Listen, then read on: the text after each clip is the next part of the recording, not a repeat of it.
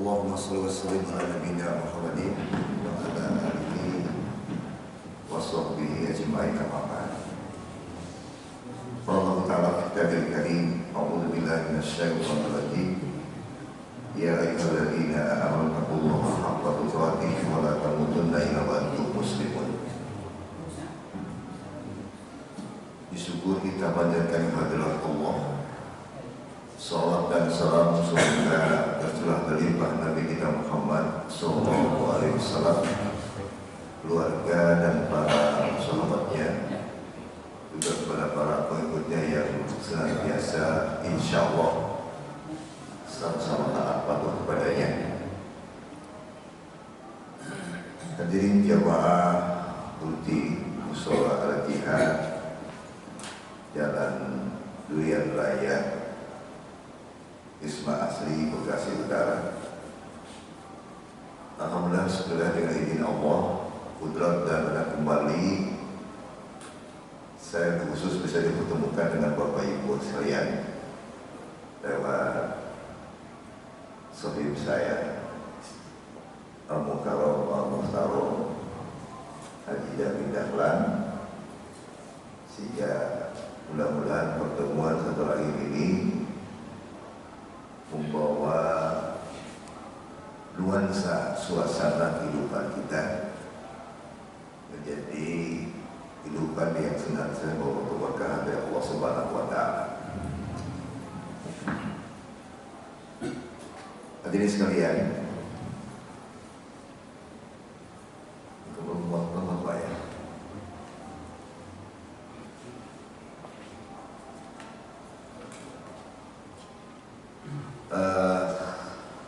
Materi judul kita pada pagi ini memang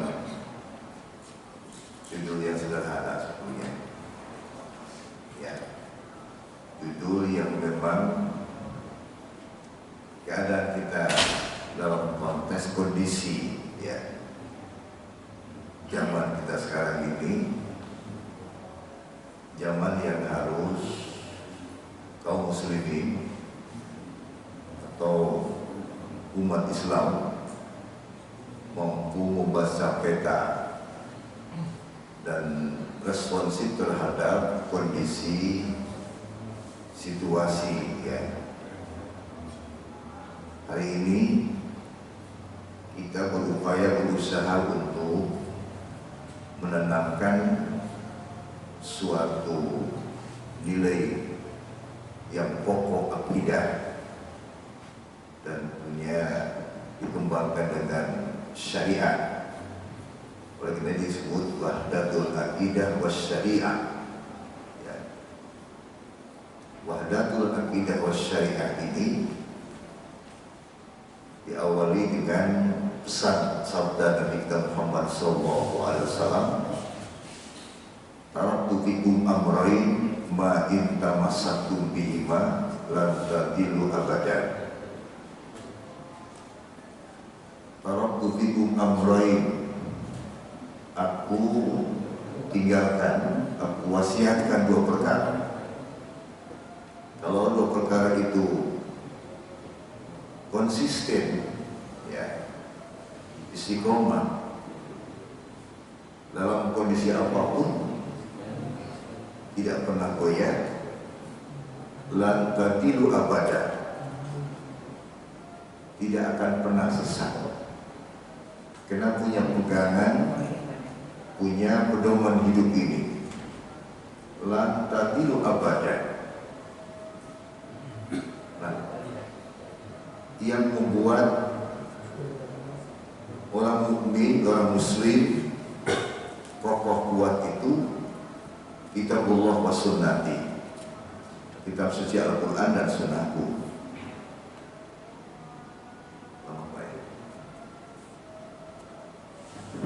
Nah, sekalian, ini yang menjadi problem-problem dalam kehidupan kita, sehingga nanti sedikit ada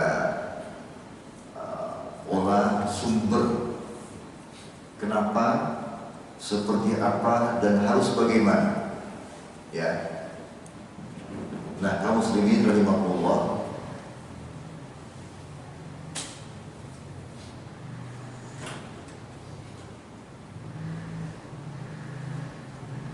Jadi problematika dakwah atau handicap, problem itu bukan problem untuk para kiai, para mubalik, para penceramah saja. Hakikatnya adalah problem umat Islam. Problem kita, problem umat Islam. Nah, ini yang terjadi di lapangan, ya. Jadi konteksnya bukan hanya sebatas retorika dakwah, tetapi melihat konteks seperti itu, kemudian umat Islam, sikap kaum muslimin itu yang harus kita respon terhadap peta terkait dengan persoalan-persoalan dakwah ini. Oleh karena itu kaum muslimin rahimahullah, ya, karena Al-Quran sudah memberikan gambaran, Al-Quran sudah memberikan sinyal. Di dalam surat Al-An'am ayat 112, A'udzu billahi minasyaitonir rajim. Wa kadzalika ja'alna likulli nabiyyin aduwan syayatin al-ins wal jin yuhi ba'duhum ila ba'din zukhrufal qawli ghurura walau syaa rabbuka ma fa'alu fatarhum wa ma yaftarun. Wa kadzalika ja'alna likulli nabiyyin, dan demikianlah setiap kami jadikan atau tiap-tiap nabi. Wa kadzalika ja'alna likulli nabiyyin, setiap munculnya nabi, kalau bisa diterjemahkan secara agak sedikit bebas, setiap munculnya nabi, setiap munculnya pencerahan, setiap munculnya yang membawa kebenaran, ya, aduan syayatin itu menjadi musuhnya setan. Bapak Ibu, setan bin iblis dari dulu sampai hari ini masih hidup, ya. Jadi setan bin iblis itu sampai dari dulu hari ini masih hidup. Belum ada pemakaman khusus setan bin iblis di Perwira atau di mana belum ada. Tapi pemakaman manusia di mana-mana ada, hadis sekalian, ya. Jadi kalau kita kembangkan, wa kadzalika ja'alna likulli nabiyyin, setiap munculnya nabi, hadirnya nabi, dari Nabi Adam, Nabi Nuh, Nabi Ibrahim, Musa, Isa, sampai Nabi Muhammad SAW, yang menjadi tantangan para anbiya itu, yang menjadikan musuhnya para nabi itu memang setan, hadirin sekalian, ya. Jadi setan bisa berbentuk jin, setan bisa berbentuk manusia. Kalau setan yang berbentuk jin ini gak mampu melihat secara kasat mata, hadirin sekalian, setan yang berbentuk manusia ini bergentayangan di mana-mana, ya. Ada setan tingkat RT, tingkat RW, tingkat kota, bahkan ada istilahnya DPD-nya, DPW-nya, sampai DPT-nya, itu setan, ya. Yang kira setan itu nggak ada, ya. Nah, hadirin sekalian, ngapain si setan iblis itu, ya? Yuhi ba'duhum ila ba'din zukhrufal qawli ghurura, ya. Jadi mereka itu saling membisikkan, ya, mengkondisikan konspirasi para grup-grup setan iblis itu, hadirin sekalian. Ya, jadi bikin konspirasi setan-setan yang berbentuk manusia. Nah, hadirin sekalian, bikin konspirasi itu, kumpul-kumpulnya mereka itu paling tidak dengan melahirkan adalah juhrufal qawli ghurura, ya, dengan iklan-iklan, perkataan-perkataan, ya, bikin medsos-medsos, ya, menyuarakan aspiratif dia itu paling tidak di medsos-medsos, ya, grup-grupnya banyak sekali. Nah, kaum muslimin rahimakumullah,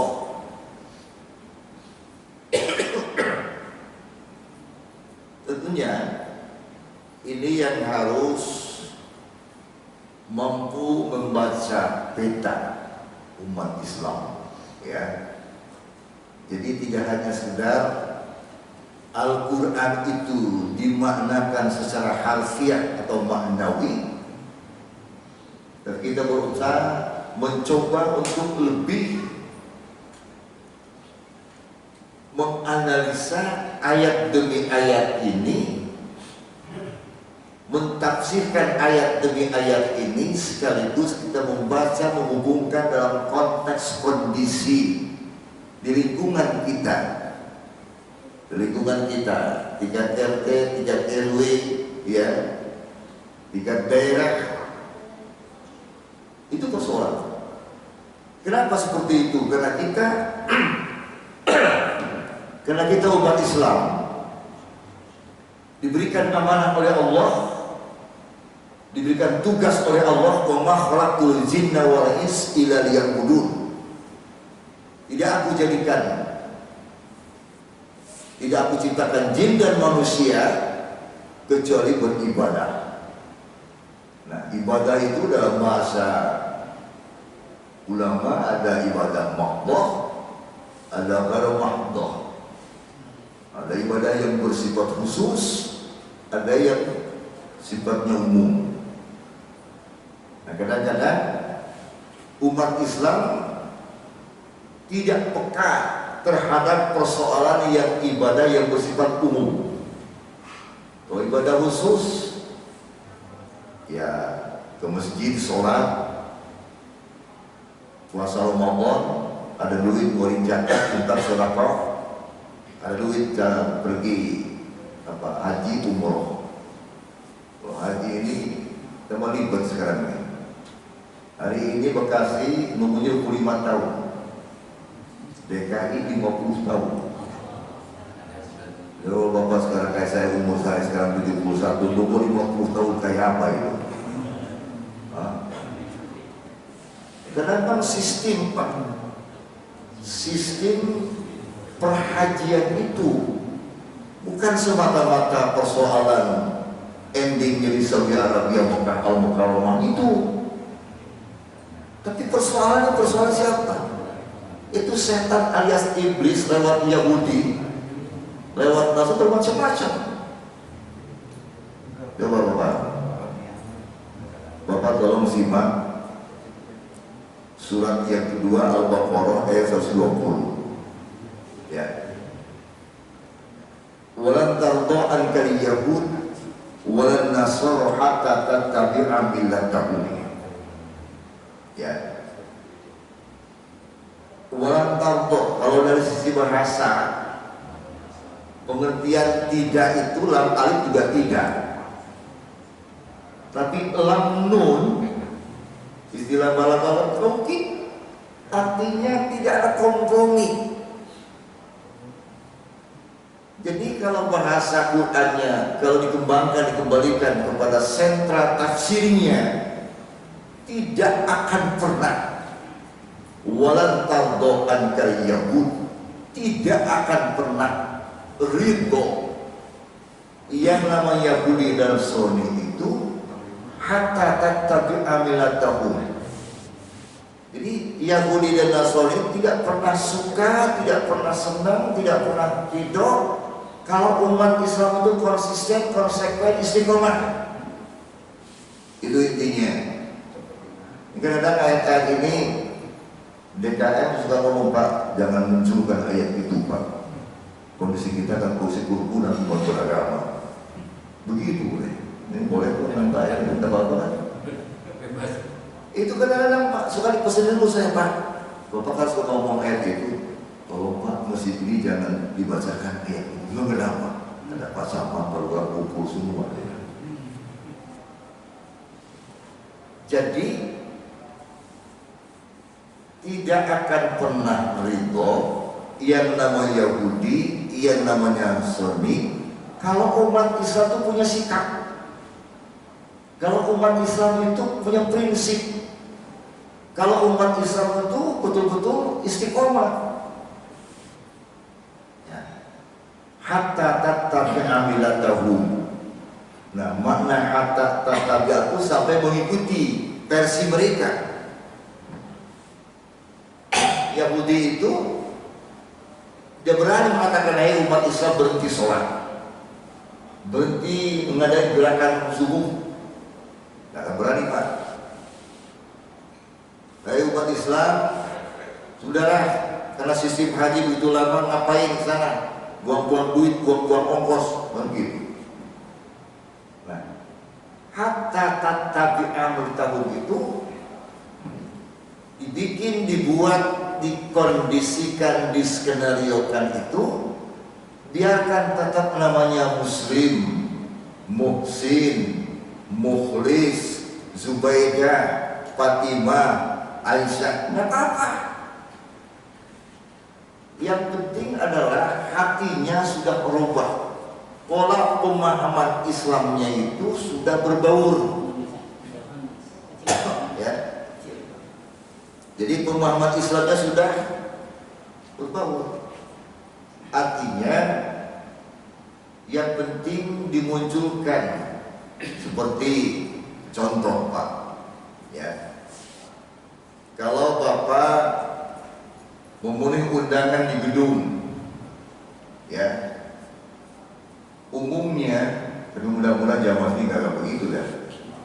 Umumnya begitu sambutan kedua belah pihak atas nama besan selama tuan rumah atau sadul hajat, yang di mulut itu bukan mengucapkan ucapan pengantin barakallahu laka wa baraka alaika. Yang di mulut itu, nah kami guling enggak ya? Nah, itu. Yang kedua, kursi disediakan hanya paling 70 atau 100, sedangkan undangan di 500 kadang 1000. Coba Bapak, mana yang lebih banyak makan minum berdiri atau duduk?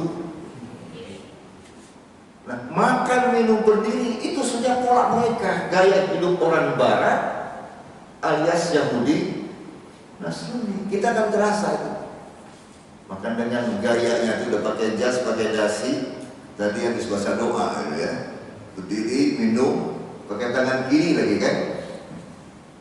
Nah, ini yang seperti itu amat sangat sederhana, memasukkan pola yang terkait dengan memaknakan hatta tattabi'a millatahum. Biarkan tetap namanya Ahmad, namanya Muhammad, namanya Muhammad Ilyas, tapi pola karakternya itu tidak lagi mencerminkan dia sebagai seorang Muslim.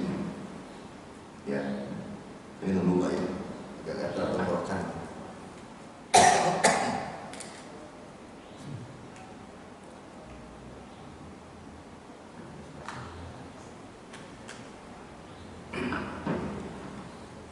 Nah, hari sekalian, itu yang menjadi persoalan-persoalan kita. Belum lagi muncul, ya sekarang mau sosial medsos.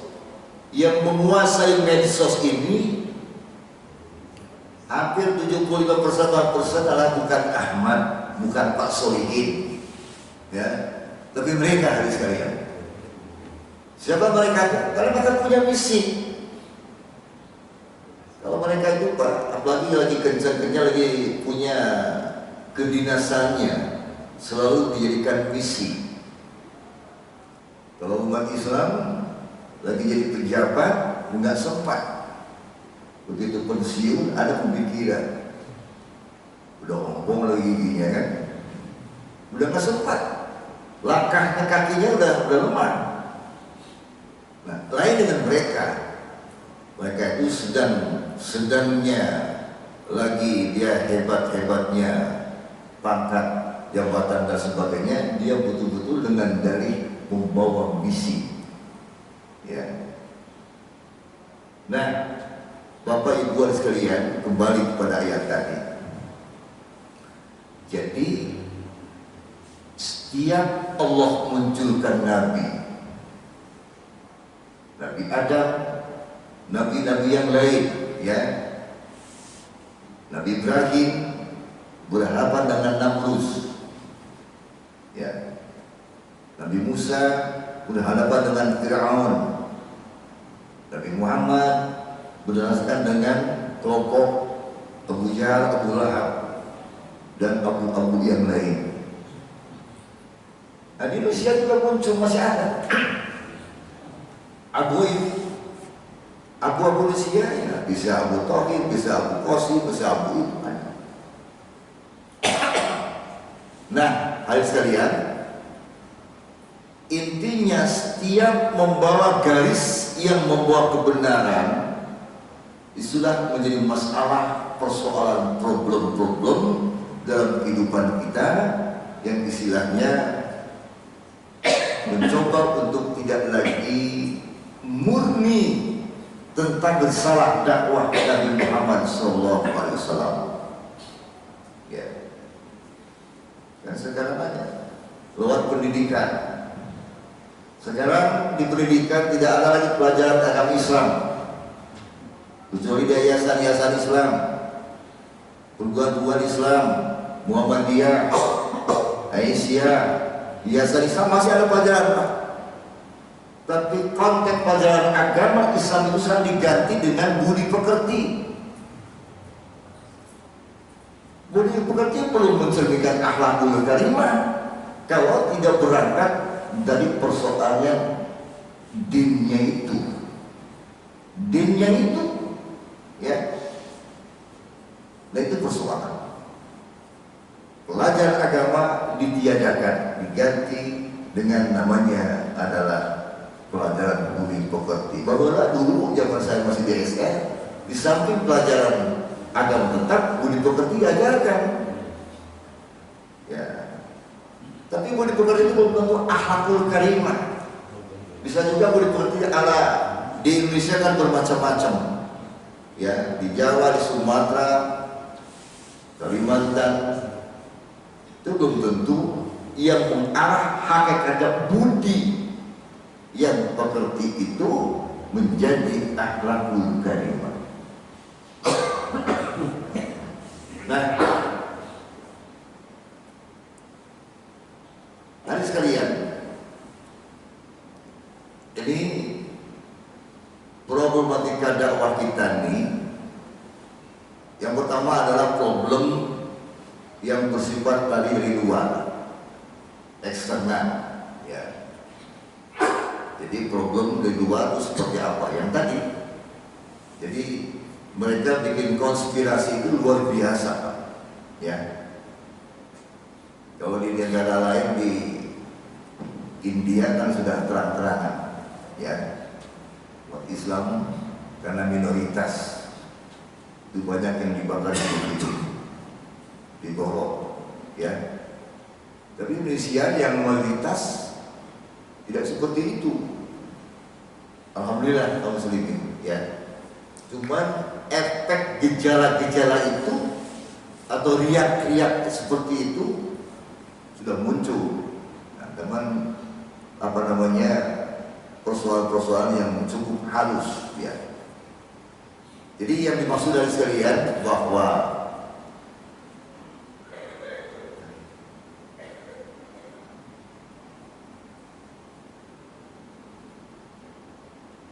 eksternal ini di luar, artinya paham-paham luar, paham-paham di luar Islam, ya, masuk ya ke dalam, sehingga pada hakikatnya adalah mencoba merusak baik secara kasar maupun secara halus, ya, baik yang tadi sumbernya dari surat yang kedua Al-Baqarah ayat 120 maupun dari surat Al-Anfal ayat 73 ini, ya. Walladzina kafaru ba'duhum awliya'u ba'din ila taf'aluhu ya lakum fitnatun fil ardi wa fasadun kabir, ya. Jadi lagi-lagi hadis kalian, orang-orang kafir yang walaknya itu adalah kepada kaitan-kaitan setan alias iblis, itu memang berupaya ba'duhum awliya'u ba'din ila tafaluh, ya. Mereka menjadi pelindung sebagian dengan lain, artinya antar internal mereka itu saling menutupi kekurangan-kekurangan dan mencoba menyiapkan tadi konspirasi-konspirasi yang endingnya bagaimana menghancurkan persoalan-persoalan sistem pola dakwah yang dilakukan oleh umat Islam, ya. Bapak sekarang lihat spanduk-spanduk saudara-saudara kita yang non-muslim, dari bahasa kalimatnya menyerupai sistem bahasa kalimat dakwah umat Islam, ya. Jadi tidak lagi persoalan gembala-gembala, ya. Jadi mereka langsung kepada jamaah, tidak lagi sifatnya bahasanya bahasa yang ritualnya itu yang istilahnya apa, dia langsung mengundang jamaah untuk beribadah. Makanya Bapak Ibu kalau jalan-jalan seperti hari Ahad pagi, ya, ke daerah Pondok Melati, ya, daerah Pondok Melati, itu ada beberapa gereja, dan sekalian jam 7, setengah 7, jam 7 itu berbusana, berpakaiannya pakaian koko, pecinya peci hitam. Karena peci hitam itu diklaim tidak hanya sekedar bahwa itu peci milik umat Islam, non muslim pun pada saat disumpah kan pakai peci hitam, ya kan? Pak Luhut aja kan waktu di itu kan pakai peci hitam, Ahok pakai peci hitam, ya, Muhammad jelas. Jadi peci hitam itu tidak diklaim itu peci ciri khas umat Islam. Tapi dulu zaman Bung Karno ke Mekah sampai sekarang terkenal, peci itu adalah peci Bung Karno, ya, artinya ciri khas Indonesia. Jadi setiap jam 7 Bapak kalau bohong omongan saya datang sekali-kali pakai baju koko putih, pakai peci hitam. Waktu itu saya memang ada giliran kuliah duha, ya, karena di rumah dia itu ada boarding school di situ, Pak. Alhamdulillah, lumayan juga ya jamaah ngantri.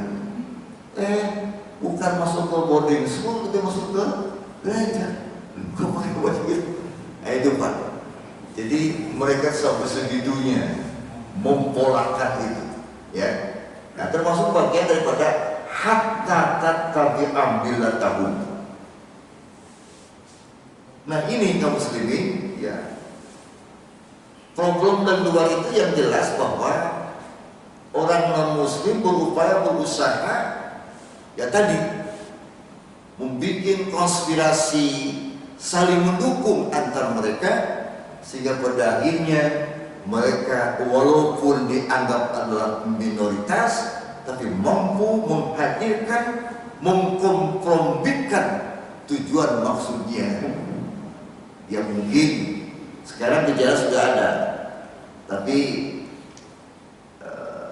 suatu saat Suatu saat tadi sekalian, ya entah 5, 10 tahun atau 20 tahun yang akan datang itu pasti akan terjadi kalau umat Islam sekarang tidak berusaha ya untuk mencegah dengan berbagai pola sistem yang diarahkan kepada memiliki nilai tadi. Umat Islam harus dikembangkan, dikokohkan, dikuatkan, melakukan istiqomah yang berdasarkan Al-Quran pedoman hidup dan Rasul dan hidup. Ya. Konspirasi terhadap Islam setelah masa Rasulullah itu zaman Nabi bisa teratasi. Zaman 4 sahabat masih clear bisa diatasi. Walaupun sudah mulai riak-riak, tapi karena persoalan perebutan kepemimpinan. Ya. Zaman Abu Bakar aman. Zaman Umar udah mulai. Tahu sejarah. Yang mati, yang wafat para sahabat nih, yang wafat normal itu Abu Bakar Siddiq. Ya. Umar bin Khattab dibunuh di saat sedang memimpin imam sholat subuh. Nah, makanya istilah iktadilu, ya, istakim, luruskan, lempengkan, sak. Nah, karena dengan lurus lempengnya sak dari sudut pandang fikih ibadah kesempurnaan sholat. Sak kita harus lempeng lurus dari sudut pandang fikih ibadah supaya sholat kita betul-betul di samping tumanina, dan itulah nilai-nilai dari sudut pandang itu. Dari sudut pandang tauhid akidah menunjukkan upaya umat Islam itu harus bersatu. Nah, makanya saknya lurus, lempeng, mestinya keluar dari masjid barisan umat Islam sap itu harus lempeng juga. Yang itu Pak. Kenapa imam kalau sholat harus menghadap ke belakang, ke makmum? Sunahnya Pak, tuntunannya. Kenapa? Ada apa? Si pemimpin, si imam itu responsif melihat mampu baca peta jamaah kita hari ini. Assalamualaikum warahmatullahi wabarakatuh. Sebelah kanan siapa hari ini jamaah kita, sohib kita yang tidak hadir. Assalamualaikum warahmatullahi wabarakatuh. Ya. Kemudian ke tengah. Begitu Pak. Itu pemimpin imam untuk menunjukkan bahwa ia siap dan memiliki antusias kepada jamaahnya. Maka semua saat absen, siapa yang tidak hadir? Kenapa Pak? Oh sakit Pak. Nah, dan gitu. Itu artinya Pak. Jadi imam menghadap ke makmum dari sudut pandang ibadahnya memang beriktibar pada Rasul. Dari sudut pandang tidak lain, sang imam, sang pemimpin itu harus mampu menyatukan jamaah dan mampu membaca peta responsif terhadap jamaah itu sendiri. Itu imam Pak. Makanya imam masjid lebih tinggi daripada Pak RW. Ya Pak. Iya. RT. Itu muadzin. Ya. Nah, itu persoalan terkait nilai seperti itu. Di sisi lain, kenapa mesti rapat? Nah, jangan sampai terjadi seperti Umar bin Khattab. Nah, Umar bin Khattab takdirnya sama, kiblatnya arahnya sama, karena saf yang tidak rapat itu dari belakang bisa langsung lompat dan langsung menusuk membunuh Umar bin Khattab. Gitu Pak. Jadi terus Raja Saud juga dibunuh. Beberapa raja Fat juga dibunuh. Karena faktor kepemimpinan Pak. Makanya pemimpin memang dari dulu seperti itu pola. Nah, Oleh karena itu, kalau mau itu Utsman bin Affan mulai berontak, menanamkan paham-paham permusuhan, ya. Jadi sampai Utsman muncul, dibunuh, melakukan fitnah oleh kelompok Ali. Hanya kelompok yang suka kepada Utsman bin Affan, akhirnya Ali pun juga dibunuh oleh kelompok itu. Itu patut. Jadi ini setelah pasca Rasulullah seperti itu. Namun Rasulullah tetap menanamkan bahwa kelompok Abu Bakar, Umar, Utsman, Ali ini mendapatkan gelar Khalifatul Rasyidin. Nah, disebutkan alaikum bisunnati wa sunnati khulafa'ir rasyidin tamassaku biha. Ikutilah sunnahku dan sunnah khulafah rasyidin. Siapa rasyidin itu? Abu Bakar, Umar, Utsman, dan Ali. Jadi memang pasca masa Rasulullah itu waktu itu telah terjadi. Itu juga zaman tabi'in. Jadi generasi sahabat 4 sudah selesai, muncul tabi'in. Tabi'in mengikuti jejak langkah para sahabat. Banyak juga masalah-masalah persoalan yang kompilasi tadi, yang ujung-ujungnya dari dulu itu yang lain adalah yang membuat, mengkondisikan skenario itu tidak lain adalah mereka yang memang tidak suka pada gerakan Islam yang murni, yang tauhid akidahnya. Ya. Tabi'in sama kan? Ya. Dan dulu pernah menjadi zaman kemasan. Ya. Yang namanya Cordova, yang namanya termasuk Irak, semua itu zaman kemasannya dimiliki oleh pejuang-pejuang Islam, sehingga saat itu pendobrakan dakwah sampai hampir 34 benua Eropa sudah dikuasai umat Islam. Ya. Nah sekarang seperti yang di sebagian mendekati perbatasan Asia itu sudah tidak lagi mencerminkan persoalan-persoalan yang menyangkut keislaman di zaman waktu itu. Ya. Jadi konspirasi terhadap Islam setelah zaman Rasul atau setelah Rasulullah wafat itu banyak sekali masalah-masalah. Ya. Nah, konspirasi terhadap Islam di masa modern sekarang ini lebih parah lagi, Pak. Ya. Jadi macam-macam kumpulan-kumpulan itu yang intinya tadi berangkat dari surat yang kedua Al-Baqarah tadi.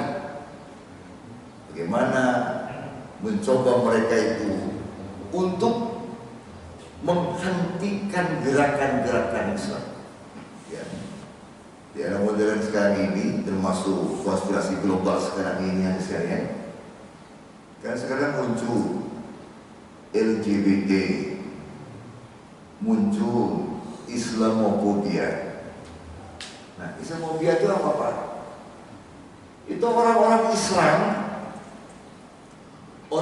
Islam yang pemikiran pemahamannya itu berseberangan dengan konteks akidah yang murni. Jadi kalau virus corona lambat laun hilang, termasuk hari ini, ya masa ini sudah mulai. Tapi virus-virus yang masuk ke dalam otak pikiran, ya, itu yang bisa menghancurkan, bisa membolak-balikkan ayat. Ya, contoh Pak, ini ya, bahwa Islam di Indonesia dia bilang belum sempurna. Ya, yang ngomong itu bukan pendeta, yang ngomong itu umat Islam. Punya pondok pesantren, ada santrinya. Aduh. Jadi Islam di Indonesia itu belum sempurna.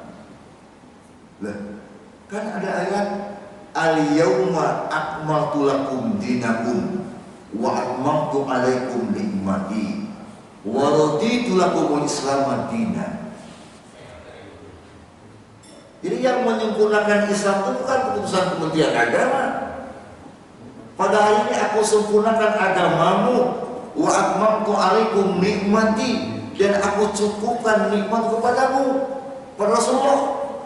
Wa raditu lakumul Islam dinan, aku ridho Islam dalam ajaran agama ini.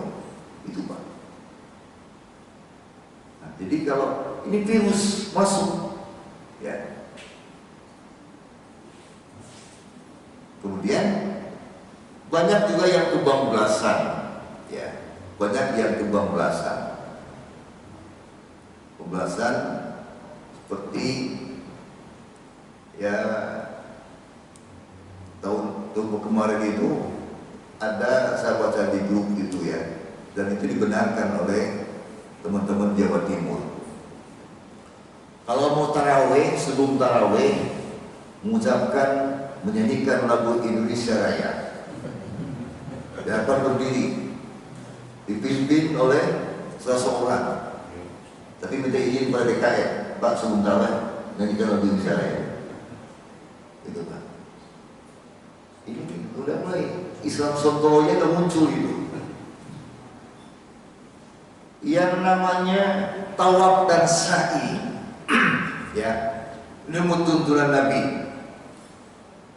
Mulai dari Hajar Aswad, ya, kalau mampu bisa dicium ke Hajar Aswad, bukan cium karena batunya, karena tuntunan Nabi. Kalau tidak mampu mencium Hajar Aswad, dan isyarat telapak tangan arahkan ke Hajar Aswad, cukup dengan mengucapkan Bismillah Allahu Akbar. Ini enggak Pak, diawali dengan Bismillah Allahu Akbar, Pancasila, satu ketuhanan yang Maha Esa, dua kemanusiaan yang adil dan beradab. Mas coba dulu ya, itu Pak.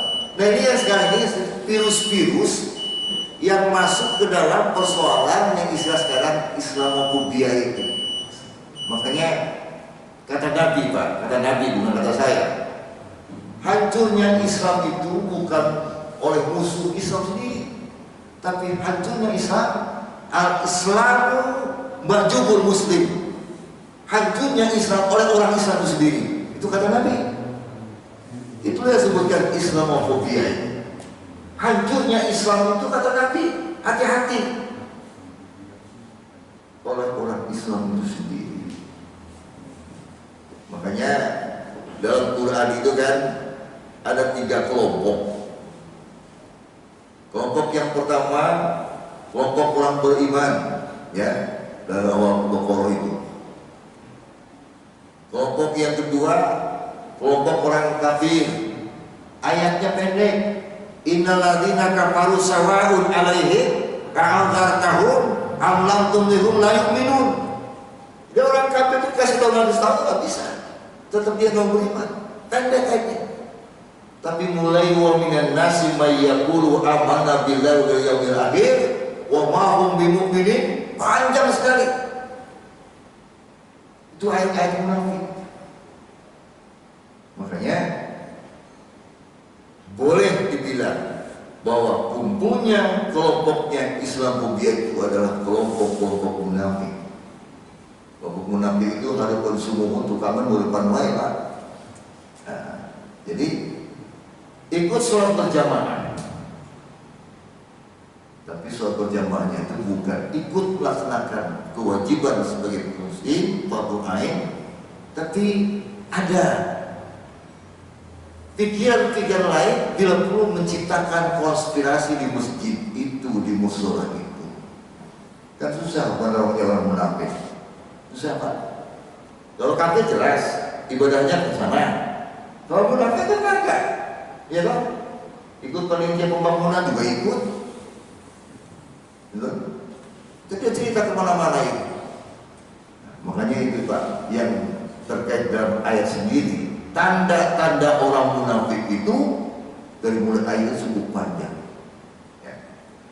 Nah, jadi konspirasi terhadap Islam di masa modern sekarang ini, Pak, ya termasuk di era global sekarang ini, ya, dari mulai budaya-budaya Barat datang ke Indonesia, ya, bahkan budaya-budaya Indonesia ini dicemoohkan, ya, belum lagi persoalan-persoalan lain yang menghidupkan sekarang ini, dan persoalan-persoalan pendidikan, persoalan maraknya LGBT. Bapak harus tahu, di Bekasi ada berapa kelompok LGBT? 750 orang, Pak, di Kota Bekasi. DKI berapa? 3 ribuan.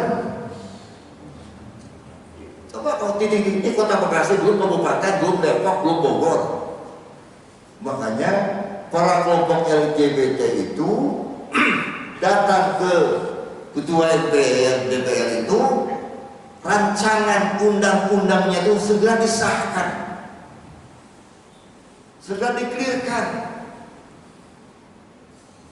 Nggak ada yang teriak, Pak, cuma satu yang berteriak, hanya orang Muhammadiyah. Pimpinan pusat Muhammadiyah lewat sekjennya langsung tahu, bukan saya kena orang Muhammadiyah, Pak Haji dari bukan Muhammadiyah, tapi itu, Pak. Apa teman lain Muslim yang lain? Itu kan hak pribadi seorang, hak pribadi seorang. Gak sudah ada dilindungi oleh aturan undang-undangnya hak pribadi itu. Biarkan saja urusan dosa urusan mereka. Ini komplek ini namanya, Pak. Tidak membaca sejarah Nabi Lut dulu, kenapa? Musibah turunkan azab yang luar biasa gara-gara itu. Dan tidak mustahil sekarang, Pak, ya, tidak mustahil sekarang pun juga di balik longsornya gunung atau bukit, di balik banjir bahnya itu umat Islam juga pelajaran bagi kita sebagai tadzkirah. Kita juga harus lebih banyak ingat ujian cobaan itu tidak mustahil. Ini pelajaran bagi umat Islam, sehingga menimbulkan persoalan-persoalan kehidupan kita yang suasananya tidak kondusif, ya. Jadi makanya sebabkan fitnah dan sebagainya muncul sekarang ini. Itu dari siapa? Dari kelompok-kelompok yang memiliki sifat nifaq, sifat kemunafikan sekalian. Nah, ini kalau di internal gampang tapi sulit.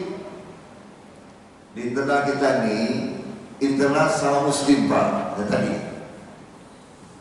bahasa sama, kalau sholat kiblatnya sama, bacanya sama, ya kan? Tapi susah untuk dinyatukan, ya, susah untuk dinyatukan dalam rangka untuk memperjuangkan al-Islamu ya'lu wa la yu'la alaih. Susah, kenapa? Lebih condong fanatik pada firqahnya, kelompoknya, organisasinya, ketimbang hakikat Islamnya itu sendiri. Itu, ya, lebih condong pada fanatik kelompoknya ketimbang persoalan-persoalan keislamannya ini, Pak. Ya. Coba kita lihat sekarang.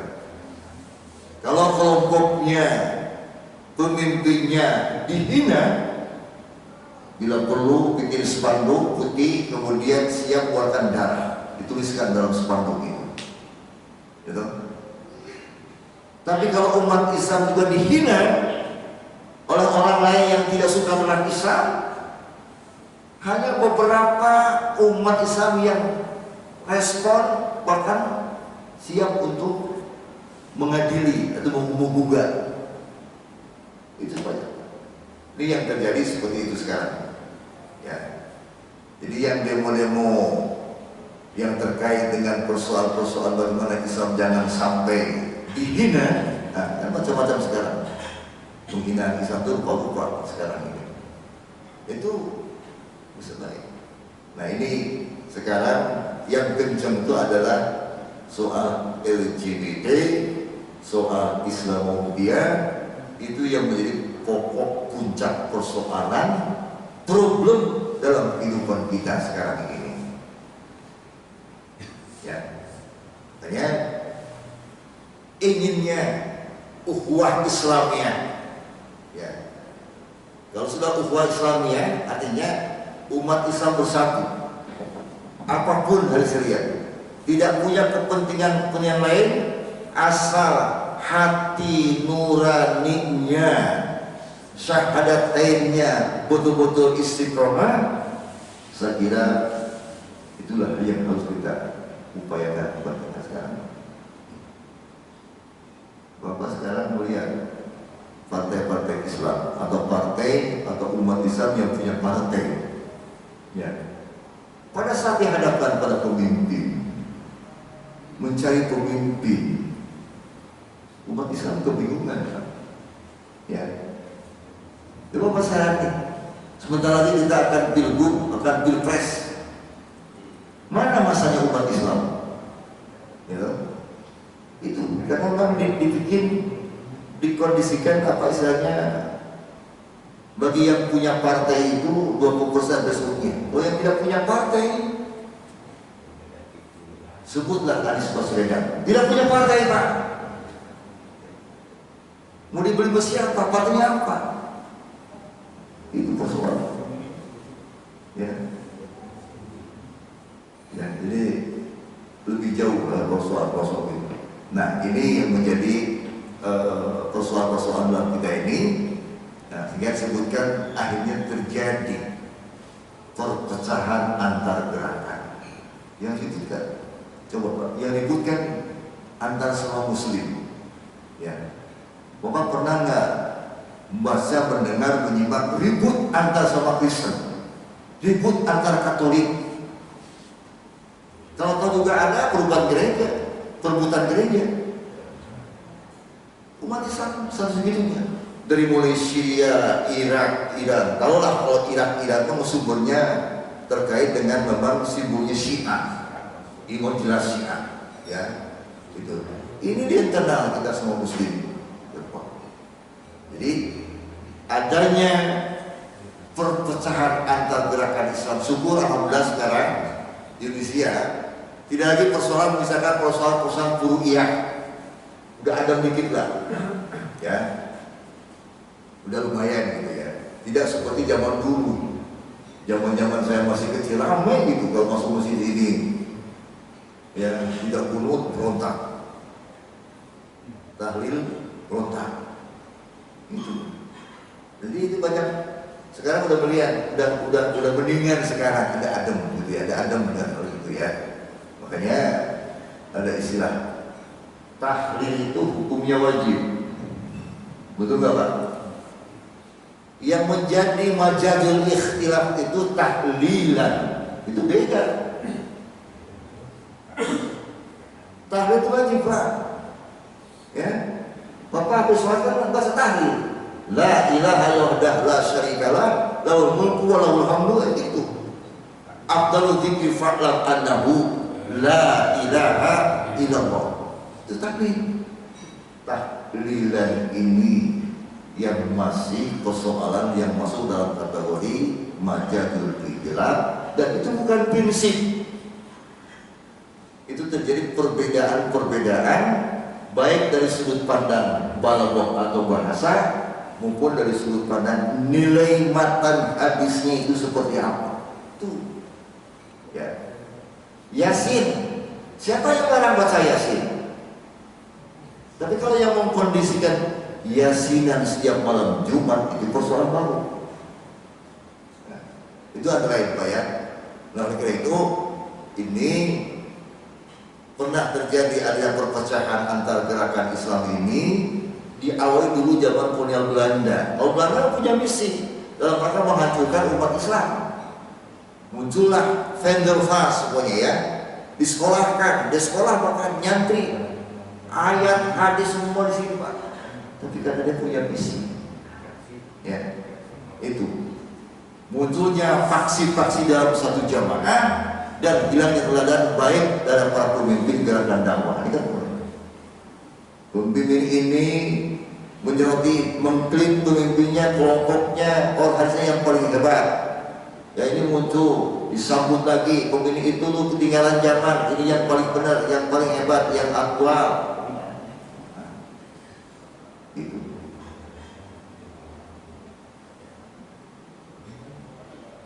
Nah ini sekalian, solusinya seperti apa? Makanya kita inginkan ada istilah ukhuwah al-wataniyah, akidahnya sama, syariatnya sama, bismillah, ishadu bi anna muslimin. Saksikan, deklarasi bahwa kami ini seorang muslim, gitu Pak. Ya, jika kita umat Islam kadang nggak bangga. Saudara-saudara kita yang non muslim sekarang atau di ahli itu bangga dengan kita jalannya sampai gagah gitu, sampai gagah Pak jalan. Buku apa namanya, kitab yang dianggap Injil itu perjanjian lama atau yang dibawa gagah, bangga gitu. Umat Islam kalau mau ngaji Quran zaman dulu ke atas atau masukin kertas, nggak enak, malu tadi enak seakan-akan apa? Wow, itu menjadi nyantri betul ya. Nah, padahal di situ letaknya Bapak memperlihatkan bahwa Quran, jalan Al-Quran itu menunjukkan, mendeklarasikan dirinya, ishadu bi anna muslim. Orang lain sekarang mulai gagah mereka tuh. Sehari-hari tukang ban, mohon maaf, begitu dia masuk ibadah pakai jas, pakai dasi.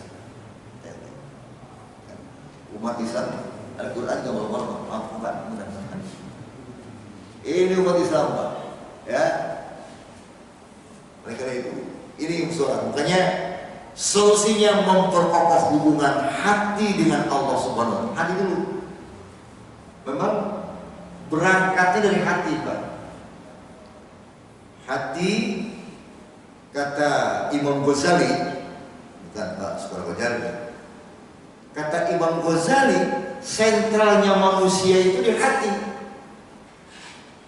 Kalau hatinya kotor, muncul ke benak pikirannya kotor, yang di mulut, yang diomongin, yang ngomong nggak bisa kan? Itu kalau bahasa Sunda bilang bisa ngomong awuntah ngabala. Ya, pikir hati yang bersih, lewat pikiran juga bersih, ya, maka siap di operasi tindakannya pun juga berada dalam garis rel haluan Allah dan Rasulnya, ya. Makanya hati kolbu. Nah, kolbu itu sentralnya, nahdanya di sini. Makanya nanti di akhirat itu la yanfa' malun wala banunun illa man atallaha biqalbin salim. La yanfa', tidak akan bermanfaat, malun, harta kekayaan, wala banunun, anak tunggal. Siapa yang tidak cinta harta, normatif, cinta harta, cinta anak tunggal, anak cucu, cinta Pak. Tapi yang akan mengantarkan kita, yang membela kita, ila man atallah, kecuali menghadap Allah itu biqalbin salim, hati yang bersih. Nah, makanya hati bersih Pak. Masuk masjid, kalau sholatnya hatinya kotor, susah menemukan kekhusyuan dalam sholat itu. Itu kata Ghazali. Allahu Akbar, Allah yang Maha Besar. Pikirannya kemana-mana. Nanti habis ini kan saya rasa kesana kemari, macam-macam jadi. Karena berangkat hati yang kotor. Baca juga beda. Tapi kalau hati yang bersih, dibawa sholat, sholat itu takaran ukuran sebagai curhat laporan khusus pada Allah. Itu Pak. Hati yang bersih dibawa sholat, sholat itu terlepas daripada status sholat fardu ain, hakikatnya adalah curhat kepada Allah. Asyhadu an la ilaha illallah, asyhadu anna Muhammadan abduhu wa rasuluh. Curhat Pak. Ya. Jadi curhat, laporan, membangun komunikasi antara diri sebagai makhluk dengan Sang Khalik Allah. Sehingga hati yang bersih pulang dari masjid, ya, setelah sholat, pasca sholat memiliki tanggung jawab misi yang jelas. Inna sholata tanha 'anil fahsya wal munkar. Begitu Pak. Orang yang sudah sholat keluar dari masjid mempunyai tanggung jawab di mata Allah, harus mampu mencegah perbuatan yang keji dan munkar. Itu Pak. Bapak, banyak umat Islam secara zahir salatnya tidak pernah tinggal, insya Allah. Tapi kenapa masih terjebak manipulasi, korupsi, masuk dalam tahanan? Kenapa? Ada apa? Salat yang salah? Apa perilaku yang salah? Nah, makanya kata Ibnu Taimiyah memaknakan wajah tu wajhiyah, wajahnya dohirnya menghadap kiblat, tapi hakikat batiniahnya itu ardhus samawati wal ardh, kembali kepada Allah yang menciptakan langit dan bumi. Itu Pak. Jadi harus melahirkan ruhus salat, ruhnya salat. Makanya kalau sholat dan melahirkan ruh sholat, insya Allah tidak akan pernah terjebak. Nah, ya. Jadi kalau sekarang kenapa di bola kapal Pak? Penghuni bola kapal itu kan normatifnya 300 orang, ya. 80% umat Islam. Saya kan suka ngisi di situ Pak. Ada ustaz, bayangkan ustaz aja masuk di situ, gimana bukan ustaz? Ustaz masuk situ. Ada bilang muadzin tetap. Kenapa Mas? Ya saya kadang sudah bikin uang palsu boleh. Itu Pak. Jadi macam-macam. Belum lagi tingkat nasional. Ya, tingkat nasional. Kenapa? Takutnya bukan takut pada Allah, bukan memiliki sifat khauf. Takutnya hanya kena sistem. Selama sistem itu melindungi dirinya. Nah, itu persoalan kita. Ya, makanya membangun hati, satu kekuatan yang sangat menonjol dalam sirah para sahabat itu Pak. Tabiin juga para ulama. Nah, makanya meneruskan jejak langkah perjuangan di sana Nabi, kemudian sahabat, tabiin,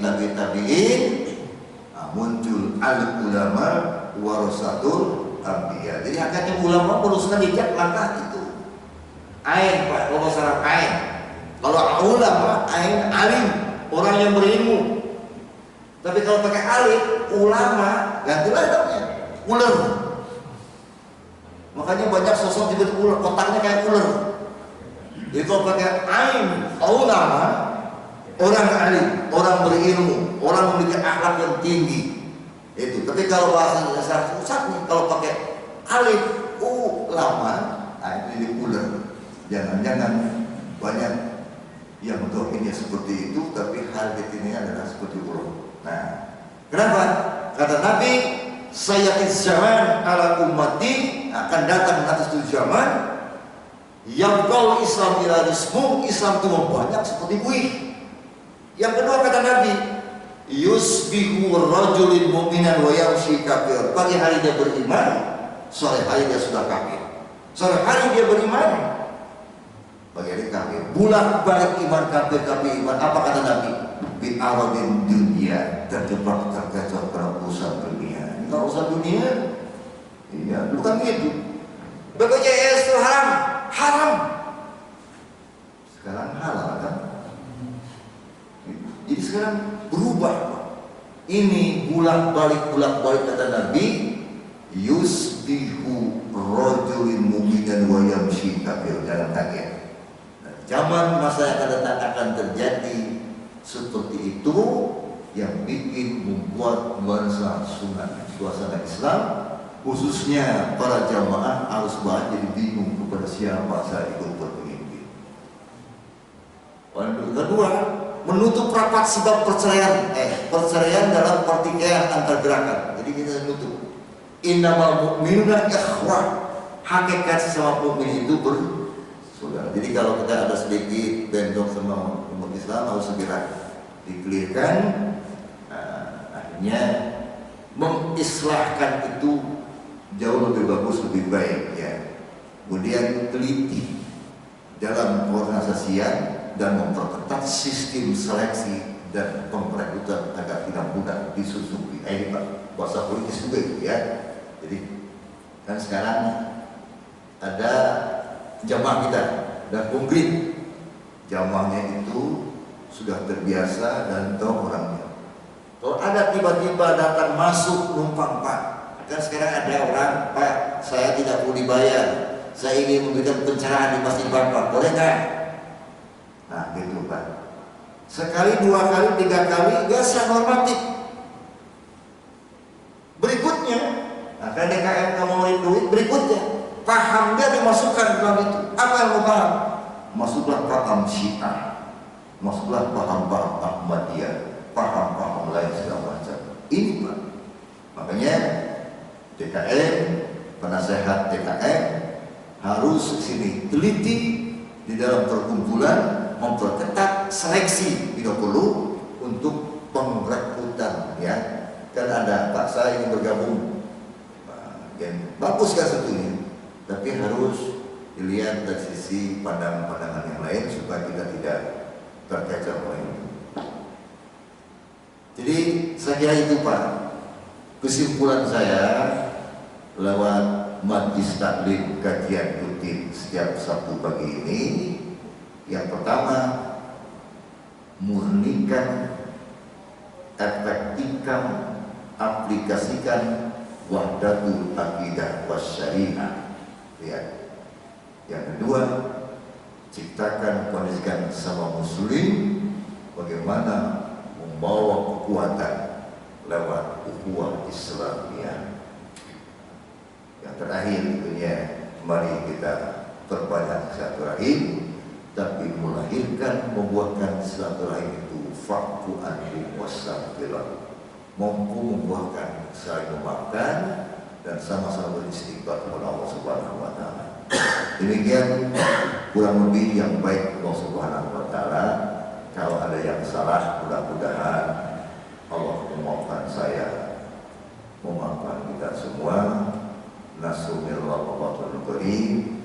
Subhanallah wa bihamdi, asyhadu an la ilaha illa anta, astaghfiruka wa atubu ilaik. Assalamualaikum warahmatullahi wabarakatuh.